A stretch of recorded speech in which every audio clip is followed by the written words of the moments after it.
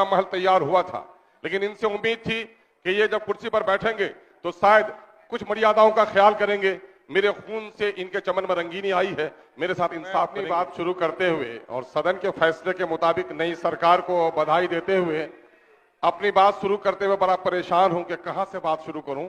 बेकल उत्साही महान कवि हैं, उनकी दो मिसरे मुझे याद हैं कि हर तरफ आग है, धुआं है, 2002 के पहले का गुजरात कहां है।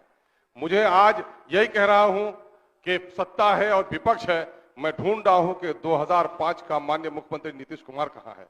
वचनबद्धता थी, बातों में मजबूती थी, कुछ करने का संकल्प था, लेकिन अफसोस है कि सीमांचल के एक महान कवि यूसुफ साहिदी साहब ने कहा, एक जमाना आएगा लोग जमीर बेचकर कुर्सियों से प्यार करेंगे, सियासी लोग यही कारोबार करेंगे।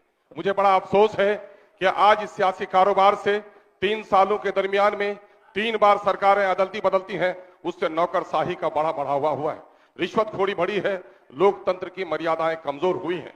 विपक्ष के लोगों से भी मुझे उम्मीद थी, गर्चे मेरा ही कत्ल होकर इनका महल तैयार हुआ था, लेकिन इनसे उम्मीद थी कि ये जब कुर्सी पर बैठेंगे तो शायद कुछ मर्यादाओं का ख्याल करेंगे। मेरे खून से इनके चमन में रंगीनी आई है, मेरे साथ इंसाफ करेंगे। लेकिन अफसोस कि सीमांचल में खुद ही माननीय उप मुख्यमंत्री ने वादा किया था, मेरी सरकार आएगी तो सीमांचल कोई विशेष क्षेत्र बनाने का कमीशन मैं जारी करूंगा, जो कि और ठाकुरगंज में कहा था, लेकिन इन्होंने नहीं किया।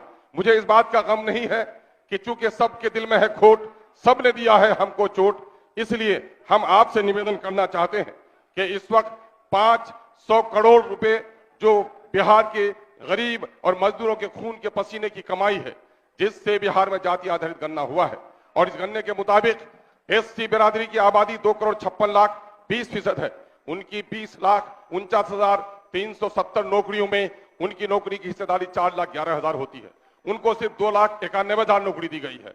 और बिहार में मुस्लिम अल्पसंख्यक की आबादी 2,31,00,000 होती है, उनकी अनुपातिक हिस्सेदारी नौकरी में 3,68,000 की होती है, और उन्हें मात्र 1,73,000 नौकरी सर 1,95,000 नौकरी उनकी समाप्त कर दी गई है। महोदय, मैं नई सरकार से आशा करूंगा और माननीय मुख्यमंत्री की वचनबद्धता का हम सबूत चाहते हैं कि कम से कम इस परिस्थिति में इन लोगों को कम से कम नौकरी दिलवाने के लिए वो विशेष प्रावधान करेंगे।